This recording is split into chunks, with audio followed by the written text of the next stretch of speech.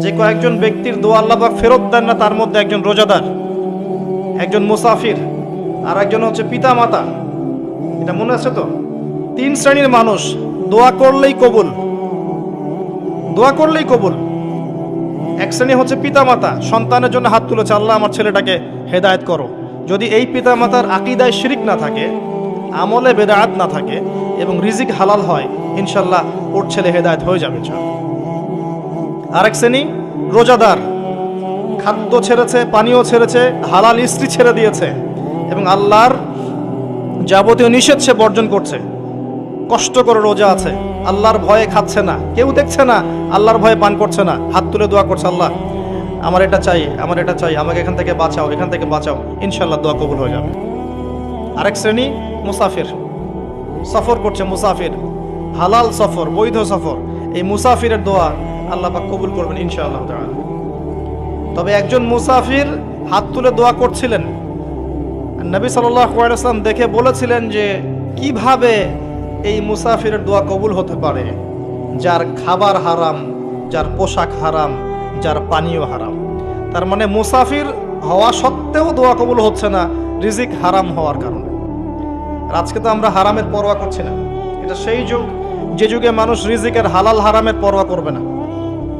যে কোনো উপায়ে আমার টাকা পয়সা আসলেই হলো, যে কোনো উপায়ে, সেটা হোক সুদের মাধ্যমে বা ঘুষের মাধ্যমে বা দুর্নীতির মাধ্যমে বা অন্যের সম্পদ লুটার মাধ্যমে, any how I have to reach, আমাকে বড় হতে হবে।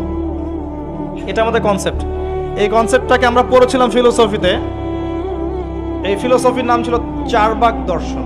নামটা কঠিন, চারবাক দর্শন। এটা একটা সাবকন্টিনেন্টাল দর্শন।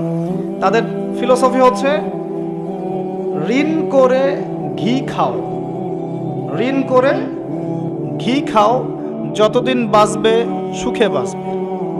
কথা বুঝতে পারছেন? বোঝেন নাই? লোন করে হলেও ঘি খান,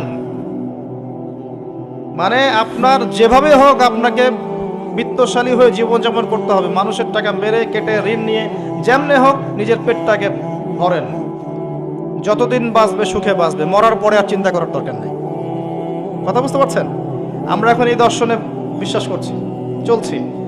আমার ভালো মন্দ হালাল হারাম মাপকাঠির দরকার নাই, টাকা পয়সা আসলেই হলো, কিভাবে আমি বাড়ি গাড়ি টাকা পয়সা ব্যাংক ব্যালেন্স স্ট্যাটাস বানাবো, এটা হচ্ছে মূল কথা। এই দর্শনটার নাম হচ্ছে চারবাক দর্শন। আল্লাহ পাক কোরআনে বলেছেন, এক শ্রেণীর মানুষ বলে, সূরা মুমিনুনের মধ্যে আছে, ইন হিয়া ইল্লা হায়াতুনা দুনিয়া নামুতু ওয়া নাহইয়া।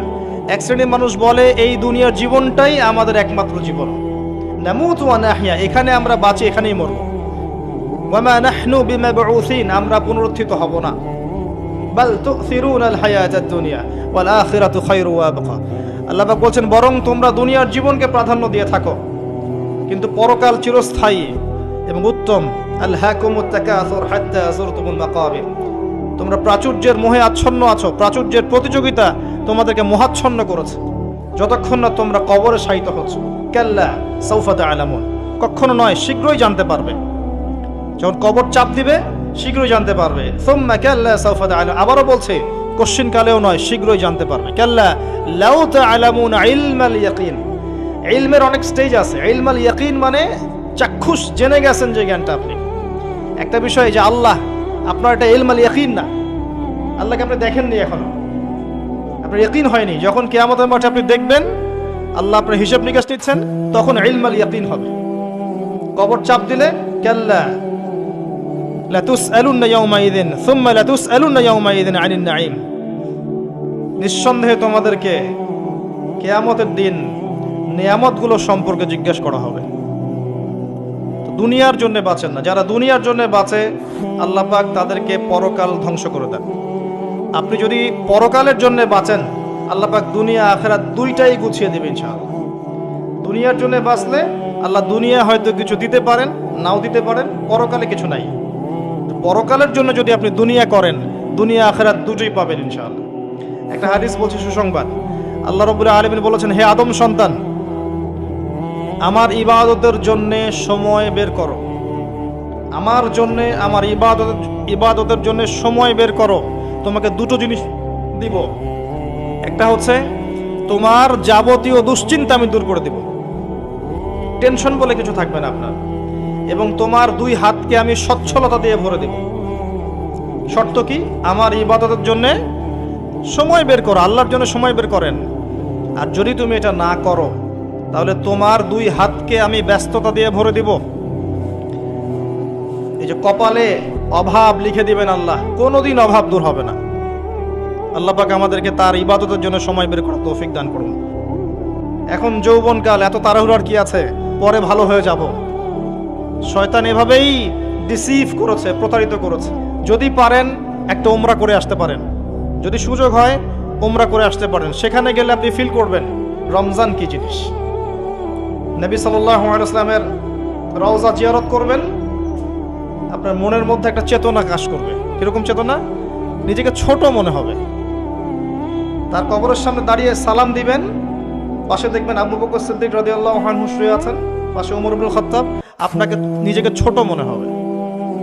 আপনার মধ্যে যদি বিবেকবোধ থাকে, স্বচ্ছ মন থাকে, আপনার মনে হবে যে আমি যাকে সালাম দিতে এসেছি তার সুন্নত তো আমার মধ্যে নাই।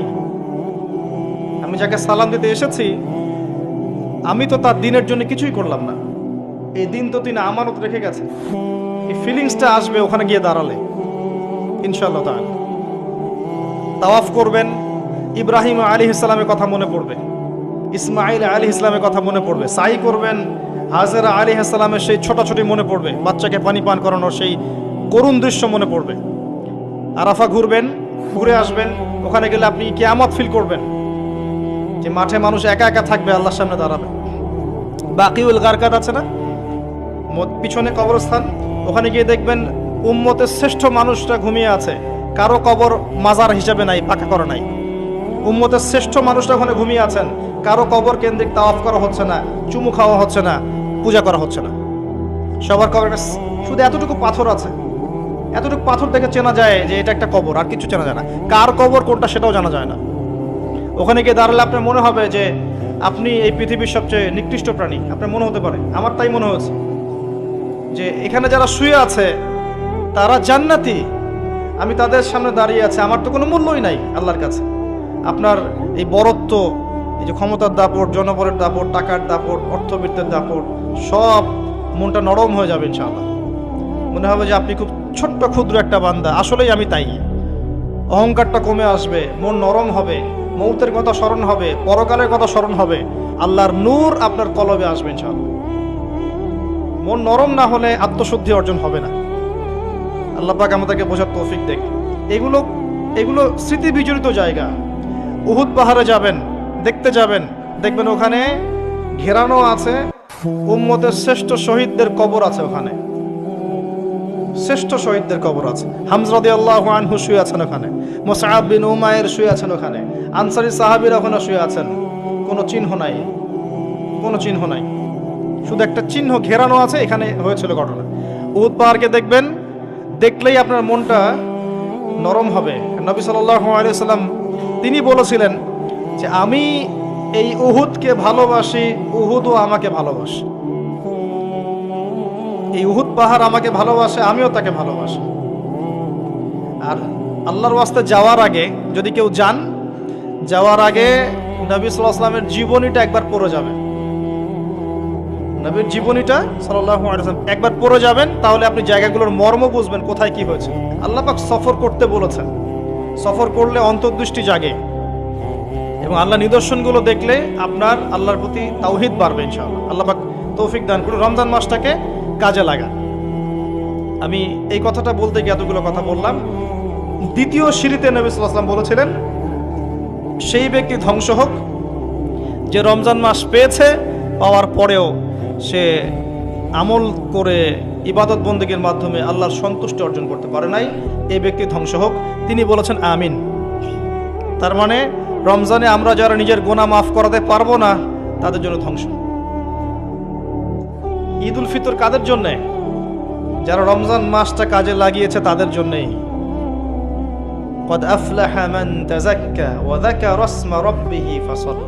ঈদের সলাতে যারা গিয়েছে, সারা মাস আত্মশুদ্ধি অর্জন করে, এদের জন্য ঈদের খুশি। লৌকিকতা ছেড়ে দেন।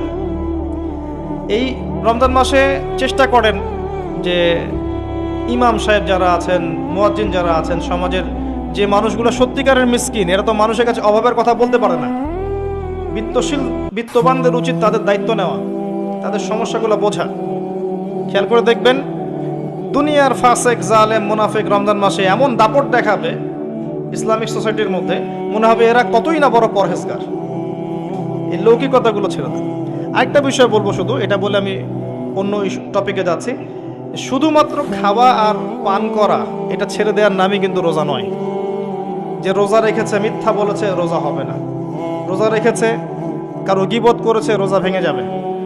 রোজা রেখেছে সুদ খাচ্ছে, জেনা করছে, বান্ধবীর সাথে ডেটিং করছে, পর্নোগ্রাফি দেখছে, আবার রোজা খুলেই দেখবেন বিড়িতে টান মারছে। ইফতারে দোয়া পড়ার সাথে সাথেই, নামাজটা খালি মাগরিবের পড়ার সাথে সাথেই সিগারেটের দোকানে ভিড়। কি শিখলেন রোজায় তাহলে? আবার অনেককে দেখবেন রোজা খোলার সময় দুনিয়ার সব খাবার নিয়ে বসেছে। মানে এই যে সারাদিন খাই নাই, উসুল করতে হবে না? এরকম করলে আত্মশুদ্ধি অর্জন হবে না। আল্লাহ পাক আমাদেরকে খাবার এবং পানীয় সাথে সাথে আল্লাহর যাবতীয় হারাম ছেড়ে দেওয়ার তৌফিক দান করুন, আমিন। এভাবে রোজা রাখলে ইনশাআল্লাহ আমাদের রমজান মাস আল্লাহর কাছে কবুল হবে। আমরা দোয়া করি আল্লাহ যেন আমাদের সবাইকে রমজানের সুস্থতার সাথে পৌঁছে দেন এবং রমজানটাকে কাজে লাগানোর তৌফিক দান করেন। আল্লাহ পাক আমাদের আমলগুলোর ওসিলায় আমাদেরকে যেন মাফ করে দেন, আমিন। তৃতীয় সিঁড়িতে নবী সাল্লাল্লাহু আলাইহি ওয়াসাল্লাম তখন বলছেন আমিন। সাহাবীরা বললেন, ইয়া রাসূলুল্লাহ, আপনি আমিন বললেন কেন? সাল্লাল্লাহু আলাইহি ওয়াসাল্লাম তিনি বলছেন, এই সময় জিবরাইল আলাইহিস সালাম আমাকে বলেছিলেন, সেই ব্যক্তি ধ্বংস হোক, সেই ব্যক্তি ধ্বংস হোক যার সামনে আমার নাম নেওয়া হয়েছে কিন্তু সে আমার নাম শুনে দরুদ পাঠ করে নাই। দরুদ পাঠ করে নাই। সবচেয়ে শ্রেষ্ঠ দরুদ কোনটা? দরুদে ইব্রাহিম, যেটা আমরা নামাজে পড়ি। এটা যদি পড়তে না পারেন, সকালে 10 বার, সন্ধ্যায় 10 বার শুধু বলবেন আল্লাহুম্মা সাল্লি ওয়া সাল্লিম আলা নবিয়িনা মুহাম্মদ। পারা যাবে? বলেন আল্লাহুম্মা সাল্লি ওয়া সাল্লিম আলা নবিয়িনা মুহাম্মদ। সনদ ঠিক আছে। এটা 10 বার সকালে, 10 বার সন্ধ্যায়। কি ফজিলত! নবী সাল্লাল্লাহু আলাইহি ওয়াসাল্লাম আপনার জন্য সুপারিশ করবেন ইনশাআল্লাহ। আরেকটা আছে, এটাও মনে না থাকে, আল্লাহুম্মা সাল্লি আলা মুহাম্মদ ওয়া সাল্লিম। পারা যাবে? আল্লাহুম্মা সাল্লি আলা মুহাম্মদ ওয়া সাল্লিম। তবে শ্রেষ্ঠ দরুদ কোনটা? দরুদ ইব্রাহিম। নবী সাল্লাল্লাহু আলাইহি ওয়াসাল্লাম সুপারিশ করবেন। আমি বারবার বলেছি এই সিজনের লেকচারগুলোতে, একমাত্র মানুষ, একমাত্র মানব যার আগের গুনাহ মাফ, পিছনের গুনাহ মাফ, সবচেয়ে হ্যান্ডসাম মানুষ, সবচেয়ে বিচক্ষণ, সবচেয়ে পবিত্র, যার চরিত্রের মতো চরিত্র এই মহাবিশ্বে কারো নাই, যাকে কবরে দেখানো হবে, যিনি হাউজে কাউসারের পানি নিয়ে দাঁড়িয়ে থাকবেন, যিনি আমাদের জন্য সুপারিশ করবেন এবং যিনি আমাদেরকে বলেছেন আমরা তার ভাই। এটা বলেছেন তিনি। সাহাবীরা বলেছেন, আমরা কি আপনার ভাই নই? নবী সাল্লাল্লাহু আলাইহি ওয়াসাল্লাম বলেছেন, তোমরা আমার সাহাবী, আমার ভাই তারা যারা তোমাদের পরে আসবে, আমাকে না দেখেই ঈমান নিয়ে আসবে। তারা কারা? আমরা না? দেখেছেন নবীকে? দেখেন না, ঈমান নিয়ে এসেছেন। আরেকটা হাদিসে আছে, এই হাদিসটা ফয়জুল কালাম বইয়ের মধ্যে আছে, যে তারা শুধুমাত্র কোরআনের একটা কপি দেখবে, এমন জাস্ট একটা বইয়ের মধ্যে একটা কিতাব আকৃতিতে কোরআন দেখবে এবং আমাকে না দেখেই ঈমান নিয়ে আসবে। কোরআন নাজিল হওয়া আমরা দেখি নাই, নবী সাল্লাল্লাহু আলাইহি ওয়াসাল্লামকেও দেখি নাই। একটা কিতাব আকারে দেখেছি, ঈমান এনেছি, নবীর সুন্নতের কথা শুনেছি, ঈমান এনেছি। এদেরকে নবীজি বলেছেন তারা আমার ভাই। বলেন সুবহানাল্লাহ। কিয়ামতের মাঠে সবাই যখন বলবে ইয়া নাফসি ইয়া নাফসি, নবী সাল্লাল্লাহু আলাইহি ওয়াসাল্লাম বলবেন ইয়া উম্মতি ইয়া উম্মতি। এই মানুষটার নাম শুনলে দরুদ পড়াটা কি আমাদের উচিত না? অ্যাটলিস্ট এতটুকু বলবেন সাল্লাল্লাহু আলাইহি ওয়াসাল্লাম। এখন আরেকটা আসল কথা, শুধু কি দরুদ পাঠ করলেই হবে, নাকি নবী সাল্লাল্লাহু আলাইহি ওয়াসাল্লামকে আমাদের একমাত্র আদর্শরূপে গ্রহণ করতে হবে? কোনটা? আল্লাহ পাক তার সম্পর্কে কি বলেছেন চলেন শুনি। আল্লাহ পাক বলেছেন, লাকাদ কানা লাকুম ফি রাসূলিল্লাহি উসওয়াতুন হাসানাহ। কাদের জন্য উসওয়াতুল হাসানাহ? লিমান কানা ইয়ারজুল্লাহ ওয়াল ইয়াউমাল আখির, যারা আল্লাহ এবং পরকালে বিশ্বাস করে, আল্লাহকে পেতে চায়, তাদের জন্য মুহাম্মদ সাল্লাল্লাহু আলাইহি ওয়াসাল্লামের মধ্যে আছে সর্বোত্তম আদর্শ। এটা কার কথা? আল্লাহর কথা। কিভাবে আদর্শ? আপনি ঘুমাবেন কার মতো করে? যদি রাসূলুল্লাহ সাল্লাল্লাহু আলাইহি ওয়াসাল্লামের মতো ঘুমান, পুরো ঘুমটা ইবাদত। পুরো ঘুমটা আপনি ঘুমাচ্ছেন কার স্বার্থে? আমার স্বার্থে, আপনার স্বার্থে। ঘুমালে কি আল্লাহর কোনো স্বার্থ আছে? ওয়াজআলনা নাওমাকুম সুবাতা, তোমাদের জন্য, তোমাদের আরামের জন্য ঘুম দিয়েছি। ঘুম কি আল্লাহর জন্য? লা তাখুযুহু সিনাতুন ওয়ালা নাওম, ঘুম তন্দ্রা তাকে স্পর্শ করে না। যদি ঘুমানোর আগে বলেন আল্লাহুম্মা বিইসমিকা আমুতু ওয়া আহয়া, ডান কাতে ঘুমান। ঘুমানোর আগে যদি ওযু অবস্থায় ঘুমাতে পারেন, সূরা কাফিরুন পড়তে পারেন একবার সূরা ফালাক, একবার সূরা নাস, একবার সূরা ইখলাস পড়তে পারেন। হাত একত্রিত করে ফু দিয়ে মাথা থেকে এগুলো মাসাহ করতে পারেন। আয়াতুল কুরসি একবার পড়তে পারেন, আর সূরা বাকারার শেষের 3টা আয়াত পড়তে পারেন। সারা রাত নফল পড়লে যে নেকিটা পেতেন, ঘুমের মধ্যে পেয়ে যাবেন ইনশাআল্লাহ। এবং পুরো ঘুমটা আপনার ইবাদত। কেন? কারণ আপনি মুহাম্মদ সাল্লাল্লাহু আলাইহি ওয়াসাল্লামের মতো ঘুমিয়েছেন। উঠলেন, সালাতে যাচ্ছেন, নামাজটা কি নিজের মতো করে পড়বেন না তার মতো করে পড়বেন? নবী সাল্লাল্লাহু আলাইহি ওয়াসাল্লামের মতো করে নামাজ পড়েন। নিজের মতো নামাজ মানে 3G 4G নামাজ, ডিজিটাল নামাজ। মানে নামাজ 2 রাকাত 2 মিনিট, 4 রাকাত 4 মিনিট, এটা ডিজিটাল নামাজ। জায়েজ আর সুন্নতের মধ্যে পার্থক্য আছে। একটা বিষয় জায়েজ করলে হয়ে গেল, আদায় হয়ে গেল। ওযু করার সময় কুলি করা কি ফরজ? এখানে ওস্তাদরা আছেন, ওযুতে কি কুলি ফরজ? কুলি না করলে ওযু হবে না, ওই ওযুতে নামাজ হবে না। সুন্নত সম্মত হলো কি ওযুটা? ওযুর ফরজ কয়টা?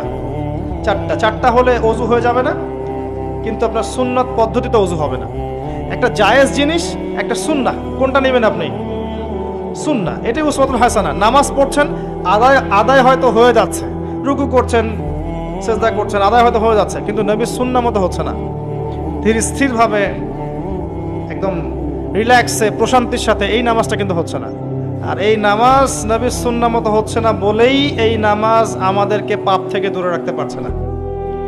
কারণ কথা ছিল এমন যে ইন্নাস সালাতা তানহা আনিল ফাহশাই ওয়াল মুনকার ওয়ালা যিকরুল্লাহি আকবার, নামাজ নিশ্চয়ই, নামাজ সমস্ত পাপ থেকে দূরে রাখবে। তাহলে জনাব অমুক সাহেব মসজিদে একজন পাক্কা মুসল্লি, অর্থনৈতিক জীবনে পাক্কা সুদখোর কেমন করে হচ্ছে? কেমন করে হচ্ছেন? বিকজ তার নামাজ নবীর পদ্ধতিতে হচ্ছে না। অতএব নামাজ রাসূলুল্লাহ সাল্লাল্লাহু আলাইহি ওয়াসাল্লামের মতো স্থিরভাবে পড়েন, এরপর জিকির করেন তার সুন্নাহ মোতাবেক। খাবার খাবেন, সকালবেলা ব্রেকফাস্ট করবেন তার সুন্নাহ মোতাবেক। ওই যে বললাম, আমার কাছে খাবারের সুন্নাহ খুঁজতে আসবেন। খাবারের সুন্নাহ হাদিসের মধ্যে আছে, বাস্তবতায় খুব একটা নাই। বাস্তবতায় খাবারের সুন্নাহ খুব একটা নাই। কিছু কিছু বিষয় আছে কোরআন হাদিসে আছে বটে, বাস্তবতায় এগুলো খুব একটা পাবেন না। কোরআন সুন্নায় আছে বটে, বাস্তবতায় খুব একটা পাবেন না। এখন খাবারের সুন্নাহটা এমন হয়ে গেছে অনেকটা। তারপরে দেখবেন আপনি পোশাক পরছেন, কার সুন্নাহ মতো পড়বেন? পোশাক পরার সময় তার মতো করে দোয়া পড়ে পড়বেন। বাথরুমে যাবেন, ইস্তেঞ্জা করবেন, কার সুন্নাহ মোতাবেক করবেন। এরপরে আপনি ব্যবসায় যাবেন, চাকরিতে যাবেন, দায়িত্ব পালন করতে যাবেন, পড়াশোনা করতে যাবেন, বা পরিবারের কাছে ফিরে আসবেন, এই প্রতিটা কাজে কার সুন্নাহ ফলো করবেন? যদি নবী সাল্লাল্লাহু আলাইহি ওয়াসাল্লামের সুন্নাহ ফলো করতে পারেন, আপনার পুরো জীবনটাই হবে ইবাদত ইনশাআল্লাহ তাআলা। এটাই হচ্ছে সেই আয়াতের ব্যাখ্যা। আল্লাহ পাক যেখানে বলেছেন ওয়ামা খালাকতুল জিন্না ওয়াল ইনসা ইল্লা লিয়াবুদুন, আমি মানুষ এবং জিনকে শুধুমাত্র আমার ইবাদত করার জন্যই সৃষ্টি করেছি। প্রতিটা কাজ ইবাদত হিসেবে গণ্য হবে যদি কাজগুলো নবী সাল্লাল্লাহু আলাইহি ওয়াসাল্লামের সুন্নাহ মতো হয়, অন্যথায় আল্লাহর কাছে কবুল হবে না। আল্লাহ পাক আমাদের সবাইকে জীবনের প্রতিটা ক্ষেত্রে রাসূলুল্লাহ সাল্লাল্লাহু আলাইহি ওয়াসাল্লামের উসওয়া, আদর্শ মেনে চলার তৌফিক এনায়েত করুন, আমিন। আল্লাহ পাক সূরাতুল আলী ইমরানের 31 নম্বর আয়াতে বলেছেন, কুল ইন কুনতুম তুহিব্বুনাল্লাহ, হে নবী আপনি বলে দিন, তোমরা যদি আল্লাহর ভালোবাসা পেতে চাও। আমরা পেতে চাই? আল্লাহর ভালোবাসা পেতে চাই? নাকি ভ্যালেন্টাইন্সের ভালোবাসা পেতে চান? কার ভালোবাসা পেতে চান? ভালোবাসা নিয়ে একটা লেকচার দিয়েছি না, শুনেছেন? আমার ওই দিন এত শরীরটা খারাপ ছিল, আমি কথা বলতে পারছিলাম না ঠিক মতো। তো জানি না কিভাবে আমি 1.5 ঘন্টা কথা বলেছি। পরে আমি নিজেই নিজের লেকচার শুনলাম, শুনে মনে হলো যে ভালোবাসা সম্পর্কে কথাগুলা শুধু আল্লাহ মুখ দিয়ে বের করেছেন, আমি বলতে পারিনি। শোনেন, আল্লাহ ছাড়া কেউ আমাদেরকে ভালোবাসে। যারা আছে আমাদের আশপাশে, এটা হচ্ছে একটা কি বলবো, মেনে নেওয়া সম্পর্কের মতো। সম্পর্ক আছে, মহব্বত আছে, স্নেহ আছে, দয়া আছে, মায়া আছে। সত্যিকারের ভালোবাসা, ডিভাইন যে লাভ, এটা আল্লাহর পক্ষ থেকে আসে। এটা আল্লাহ ছাড়া সত্যিকার অর্থে আপনাকে কেউ ভালোবাসছে না, বরং মানুষ আপনার অবস্থানকে ভালোবাসছে। আপনার অবস্থান ভালো, মানুষ আপনাকে তোলা তোলা করবে। অবস্থান খারাপ হয়ে যাক, দেখবেন আপনাকে মানুষ চিনছে না। কাছের মানুষই চিনবে না, কাছের মানুষই চিনবে না। আপনি বিপদে পড়েন, দেখবেন বন্ধু শত্রু চিনে ফেলবেন। মানে জিগরি দোস্ত বলবে আমি তোর নামই শুনি নাই কখন। হ্যাঁ, বাস্তবতা খুব কঠিন, কিন্তু আল্লাহ পাক কখনো আপনাকে ছাড়বেন না। আপনি ভালো কাজ করলে তো আল্লাহ আপনাকে একদম উপরে তুলে নিয়ে রাখবেন, আর যদি আপনি খারাপ কাজও করেন, আল্লাহ তারপরে আপনাকে খাওয়াচ্ছেন, পড়াচ্ছেন, বাসস্থান দিয়েছেন, স্ত্রী সন্তান দিয়েছেন, যাবতীয় নিয়ামত দিয়েছেন, বাঁচিয়ে রেখেছেন। আল্লাহ অপেক্ষা করছেন আপনি কখন তওবা করে তার কাছে ফিরে আসবেন। আসলেই মাফ ইনশাআল্লাহ। ফিরে এসে যদি বলেন আস্তাগফিরুল্লাহ ওয়া আতুবু ইলাইহি, আল্লাহুম্মা আনতা রাব্বি লা ইলাহা ইল্লা আনতা খালাকতানি আনা আবদুকা ওয়া আনা আলা আহদিকা ওয়া ওয়া'দিকা মাস্তাতা'তু আউযু বিকা মিন শাররি মা সানা'তু আবু'ু লাকা বিনি'মাতিকা আলাইয়া ওয়া আবু'ু বিযানবি ফাগফিরলি ফাইন্নাহু লা ইয়াগফিরু যুনুবা ইল্লা আনতা। আল্লাহ মাফ করে দিবেন ইনশাআল্লাহ। এই দোয়াটা কোথায় আছে? এর নাম সাইয়্যিদুল ইস্তিগফার। কি নাম? সাইয়্যিদুল ইস্তিগফার। হিসনুল মুসলিম বইটা কিনেছেন? গুগল প্লে স্টোরে যান, অ্যাপস এখনই ডাউনলোড করেন, হিসনুল মুসলিম, এখানে বইটা, পুরো বইটা দেয়া আছে। তো আল্লাহর কাছে আসেন, আল্লাহর কাছে ফিরে আসেন, আল্লাহর কাছে আসেন। এটাই হোক আপনার জীবনের কাছে আসার গল্প। আল্লাহ পাক আমাদের সবাইকে আল্লাহর কাছে ফেরার তৌফিক দান করুন, আমিন। যে কথাটা বলতে গিয়ে এখানে আসলাম, যে আল্লাহ ছাড়া সত্যিকার অর্থে কিন্তু আমাদেরকে কেউ ভালোবাসে না। মানুষ মানুষের অবস্থানকে ভালোবাসে, তাই আমাদের উচিত আল্লাহকে ভালোবাসা। আল্লাহ পাক এটা হাদিসে বলেছেন যে হে আদম সন্তান, আমি তোমাকে ভালোবাসি, আর তোমার উপরে এটা আমার হক যে তুমি আমাকে ভালোবাসবে। আল্লাহকে ভালোবাসার অর্থ কি? এই যে আয়াতে আসেন, আল্লাহ বলছেন কুল ইন কুনতুম তুহিব্বুনাল্লাহ, তোমরা যদি সত্যিকার অর্থে আল্লাহকে ভালোবেসে থাকো, ফাত্তাবিউনি, মুহাম্মদ সাল্লাল্লাহু আলাইহি ওয়াসাল্লামের অনুসরণ কর। ভালোবাসার প্রমাণ দিতে হয় না? দিতে হয় না? যে গার্লফ্রেন্ডদেরকে যে ভালোবাসেন, প্রমাণ দেওয়া লাগে নাই? অন্য মেয়েদের নাম্বার ডিলিট করো যদি আমাকে ভালোবেসে থাকো, বলে না? বলে। তার মানে এগুলোর সাথে জড়িত আছেন। ভালো যদি বেসে থাকো, ভোরবেলা আমার বাসার সামনে এসে দাঁড়াবা। ভালোবেসে থাকলে কালকে ভালোবাসা দিবস, আমাকে নিয়ে সেন্ট মার্টিন যাবা। প্র্যাকটিক্যাল। আপনারা কি মনে করেছেন আমরা কলেজে পড়ি নাই? আমরা এগুলো দেখতে দেখতে বড় হয়েছে। হ্যাঁ, কলেজে আন্দোলন হচ্ছে, মেয়ের কোলে ছেলে শুয়ে আন্দোলন করছে। হ্যাঁ, আমরা দেখেছি এগুলো। গ্রুপ স্টাডি হচ্ছে, ছেলে মেয়ে সব মেসাকার একসাথে মাঠের মধ্যে বসে গ্রুপ স্টাডি করছে। আমরা তো এমনও দেখেছি যে মেয়ে কলেজের ছাত্রীর সাথে স্যারের প্রেম হয়ে গেছে। হ্যাঁ, ইন্নালিল্লাহ পড়ছেন, কিন্তু ব্যাচ পড়ানোর সময় স্যার বলছিল যে এই মেয়ে তো আমার মেয়ের মতো, মা তুমি তো আমার মেয়ের মতো। পরে মাশাআল্লাহ প্রেমও হয়ে গেল, আর তারপর যা হওয়ার তাও হয়ে গেল। এতে কার কি এসে যায়? কারণ সম্মতিতে হয়েছে। সম্মতিতে হলে তো জেনা হবে না, তাই না? যখন জোরপূর্বক হবে তখন ধর্ষণ হবে। আমরা সমাজটাকে কোন জায়গায় নিয়ে গেছি, এটা আর আসলে মানে মনুষ্য সমাজ নাই, পাশবিক সমাজ হয়ে গেছে। আল্লাহ পাক আমাদেরকে বোঝার তৌফিক দান করুন, অ্যাটলিস্ট আমাদের পরিবারটাকে হেফাজত করার তৌফিক দান করুন। আর আমরা খুব মানে শঙ্কিত, যারা মেয়ের বাবা তারা আরও বেশি শঙ্কিত। না জানি সামনের পৃথিবী কেমন হবে, আল্লাহ ভালো জানেন। আল্লাহ পাক আমাদের পরিবারের ইজ্জত সম্মান আব্রু হেফাজত করুন। এবং এবং এই জাহিলিয়াতপূর্ণ পরিবেশ থেকে হেফাজত করুন, আমিন। বলছিলাম প্রিয় ভাই, আল্লাহ পাক বলেছেন যদি তোমরা আমাকে ভালোবেসে থাকো তাহলে মুহাম্মদ সাল্লাল্লাহু আলাইহি ওয়াসাল্লামকে অনুসরণ করো, তাহলে কি হবে? ইউহিব্বুকুমুল্লাহ, আল্লাহ পাক নিজে তোমাদেরকে ভালোবাসবেন ইনশাআল্লাহ। ওয়া ইয়াগফির লাকুম যুনুবাকুম, আল্লাহ পাক তোমাদের সমস্ত পাপ মাফ করে দিবেন ইনশাআল্লাহ। আল্লাহু গফুর রহিম, আল্লাহ পাক পরম করুণাময় এবং ক্ষমাশীল। আল্লাহ রাব্বুল আলামিন আমাদের সবাইকে মুহাম্মদ সাল্লাল্লাহু আলাইহি ওয়াসাল্লামের অনুসরণ করার তৌফিক দান করুন, জীবনের সমস্ত ক্ষেত্রে তার সুন্নাহগুলো পালন করার তৌফিক দান করুন। আল্লাহ পাক আমাদেরকে তার ভালোবাসা পাওয়ার তৌফিক দান করুন, তাকে আপন করে নেওয়ার তৌফিক দান করুন, বেশি বেশি তার ইবাদত করার তৌফিক দান করুন, আসন্ন রমজান মাস কাজে লাগানোর তৌফিক দান করুন। আমাদের মধ্যে যারা অসুস্থতায় ভুগছে আল্লাহ পাক সবার রোগ ব্যাধি শেফা দান করুন।